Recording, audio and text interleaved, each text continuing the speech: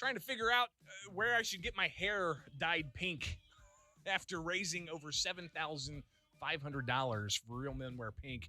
I got to find the right place, and I want to get it done by the end of this week so I can show off all the incredible donors out there that helped me get through that. $7,770 is how much I've actually raised, which is just incredible. So thanks again to everybody out there for raising money for Real Men Wear Pink. It's a huge effort. And Megan and I are blown away by your generosity. If you're not familiar with our story, you can read more at WMAY.com/pink. But you guys helped us raise more than $7,500 for the American Cancer Society. We couldn't be any more just blown away by your generosity. But I got to find out who's gonna dye my hair pink. I got to figure that out before the end of the week. All right, it is the WMAY Morning News Feed at 8:12. I'm Greg Bishop. Follow me online, all the socials, Bishop On Air, Twitter, Facebook, Instagram, YouTube. You can also email me, bishoponair@gmail.com. But to kind of piggyback off the last conversation we had with Republican State Senator Steve McClure, we talk now with Democratic State Senator Doris Turner, and she joins us to kind of recap what happened last week with fall veto session. Senator, thanks for taking time with us this morning. How you doing? Did you get rested up after the 14, 15, 24-hour days that you guys had last week?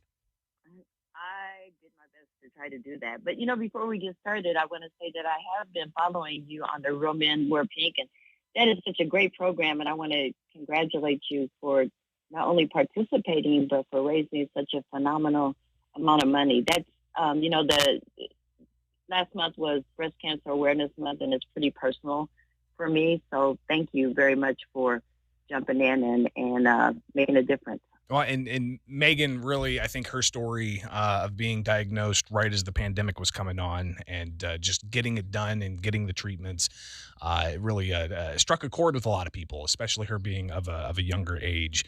And we're more than happy to help share that story, to help raise awareness and encourage people to do early detection. It's so important. Oh, it's so important. Early detection definitely saves lives. And I want to give a shout out to Central Communities Health Center. They partnered with me on working social media and providing daily, encouragements and public service announcements. So I was really excited about that partnership and excited about what you did. So thank you again. I appreciate that. So let's get to business here, Senator. Last week was exhausting, to say the least. Yeah, it was pretty whirlwind. I will tell you, I've been in the legislature since February, and nothing about it has been normal since the day I walked in. And this was definitely not a normal veto session. But we got a lot of things done, and sometimes you have to get from point A to B in a circular rather than a linear motion. And a lot of the various things that were passed, you saw a variety of different sentiments. One in particular was the Healthcare Right of Conscience Act.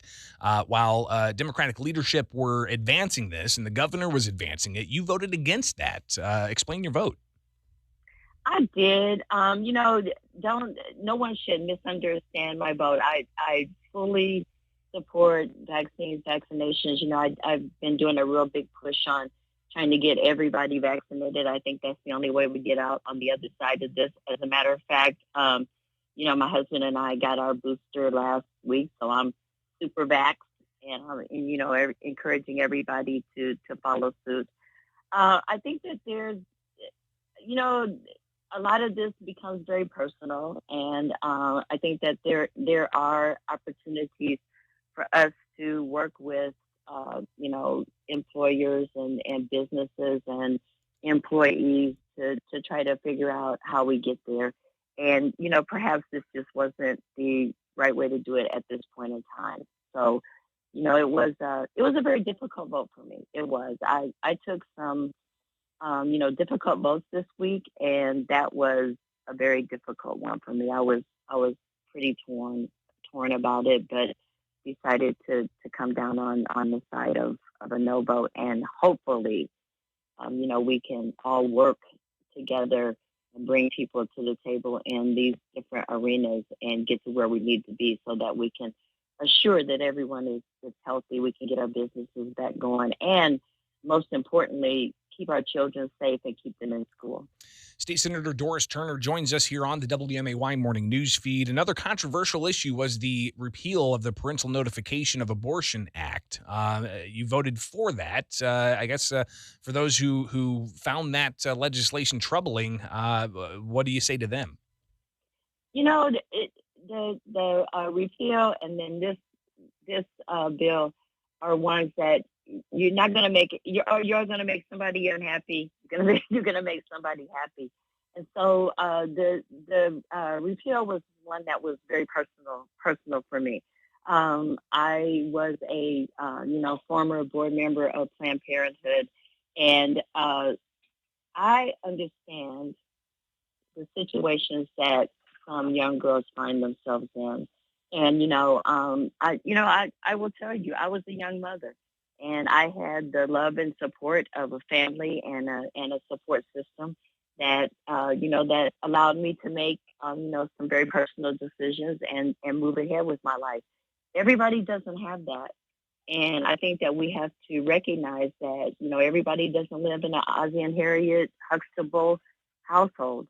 And there has to be provisions and recognition of that so that we allow everyone to live and thrive and be able to make those personal decisions in concert with their physician. So it was a personal decision. Well, and if you could, what do you say to those who, point to the judicial bypass that was part of the law, and even those who have other concerns that this could, help provide cover for human traffickers?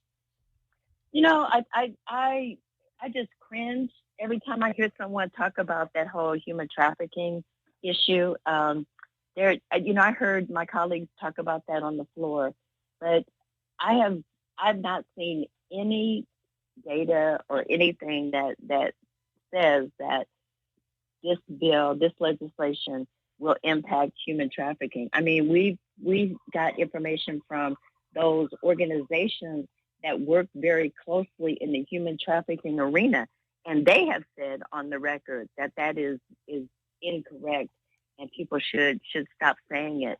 And I think that we cannot continue to use sound bites and misinformation in this, to try to blow things up.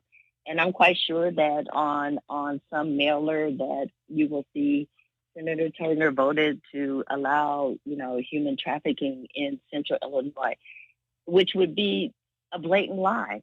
And so, I think that that's one of the reasons why we can't get to a place where we can act in a more bipartisan way, is because we always have these, misinformation and gotcha sound bites that people use in order to make a point, when it would be much better and much more, much easier for us to, just kind of come to the table and talk about these things and be open and honest and transparent in our conversations. Senator Doris Turner with us on the WMAY morning news feed. Speaking of that kind of partisan atmosphere, the Republicans and the super minority feel that they're just not being considered for anything. And the Democrats, you guys have the super majority, so you can really get anything accomplished if the whole Democratic caucus is on board. But what are some of those things that we saw the maps was a very controversial issue. Republicans saying is very partisan.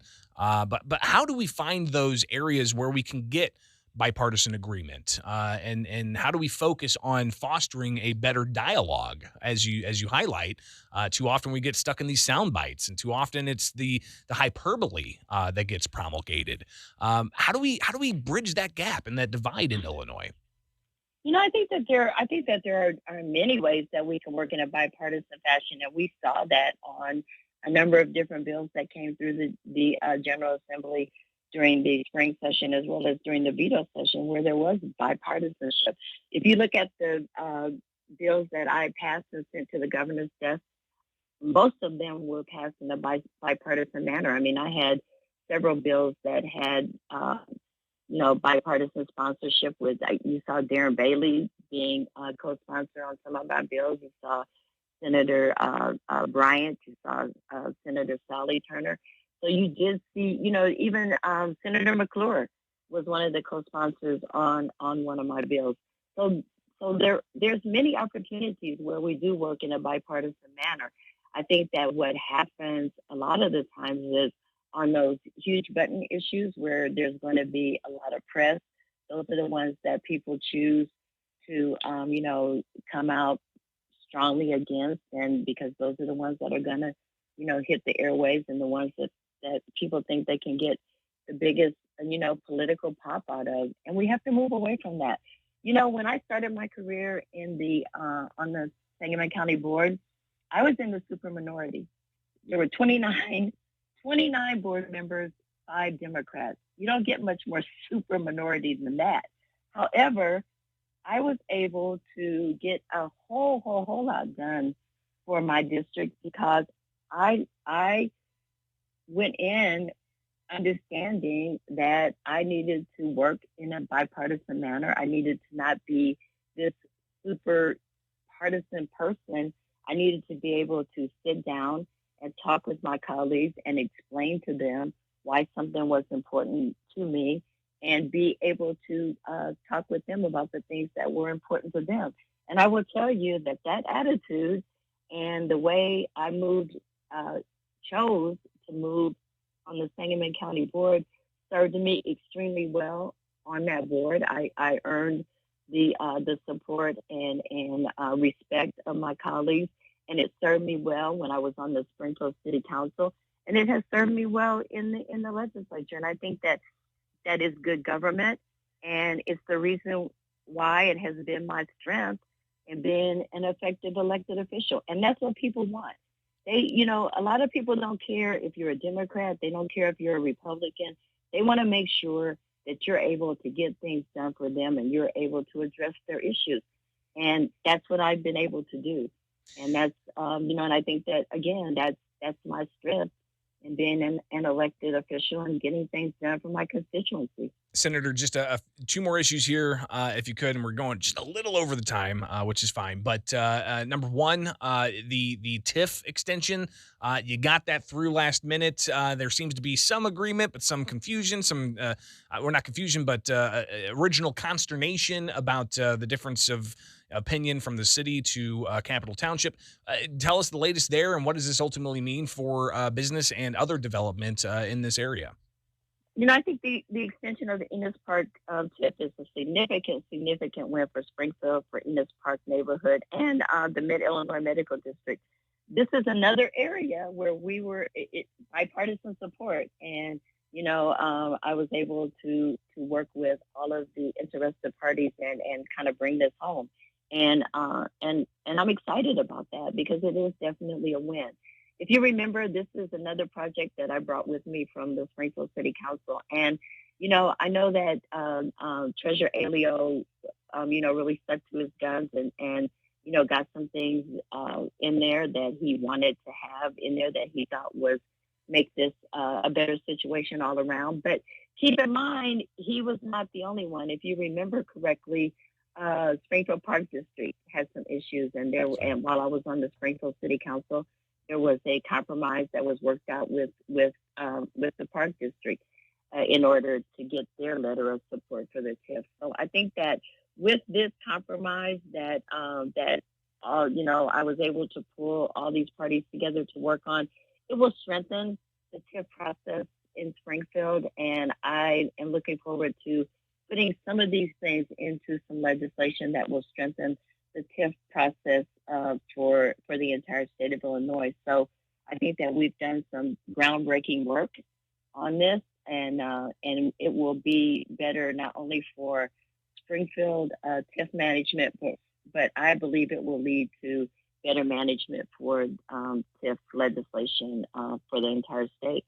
And then finally here, you had mentioned that since you've been part of the state legislature, things really have not been normal, and they really haven't been normal for 2 years. I would say it really hasn't been normal even into the Rauner years, where we had the budget impasse with lawmakers not passing the budget because of difference of opinion with the then Republican governor. So it's been it's been pretty chaotic the past few years, needless to say. You think so? Yeah. So when it comes to this idea, though, of remote legislating, you were on the floor for the final days of session. But even then, you've got people who are taken to the big board and back home in their districts voting remotely. We've got the committee hearings where a lot of it's remote, and, calls are dropping off, and it's, sounds like a CD skipping in some instances, and all the technical issues that there may be. Is it time for you guys to get back to being in person when it comes to legislating? I started working remotely while I was on the Springfield City Council, of course, because that's when COVID first hit. And I will tell you that had it not been for remote opportunities to work, we would not have been able to keep the city going. If it had not been for remote opportunities to work, we would not have been able to keep the state going. So it has definitely served the purpose. And I think that we need to recognize that during this legislative session and the veto session, there were Republicans as well as Democrats that utilized the remote access. And I will tell you, I know that some people look at it as kind of a partisan thing, and that it's just an opportunity not to come to Springfield. But again, Republicans and Democrats utilized it. And I will tell you that my colleagues in this Democratic colleagues that I know utilized it were ill. One of them had COVID. Several of them had COVID or were quarantining because of COVID.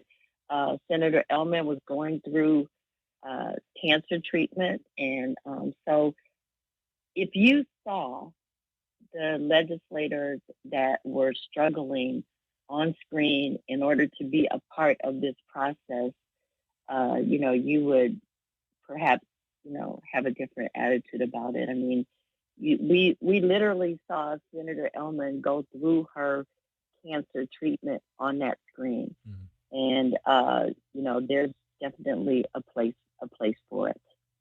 State Senator Doris Turner, greatly appreciate your time. Let's connect again in the near future. In the meantime, get some rest. You guys are off until January 4th, and I imagine it's going to be another pedal to the metal adventure at the state legislature, so we'll see what happens. Greatly appreciate it. We'll talk soon, okay? Thanks, and I hope you find a place to get your hair pink. I know, me too.